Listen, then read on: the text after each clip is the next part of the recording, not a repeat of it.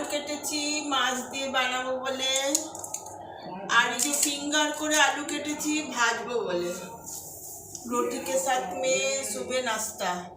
আর এই মাছ বানাবো, কাটা মাছ কালকে এনে রেখেছিল আমাদের। আমি কলকাতায় থাকি না, কলকাতার বাইরে থাকি, সবসময় সব জিনিস পাওয়া যায় না বাঙালিদের, তো এটাকে বুঝে বুঝেই চালাতে হয়। অল্প অল্প দিয়ে পেঁয়াজ কেটে রেখেছি, ধুয়ে ঠুয়ে কেটে রেখেছি।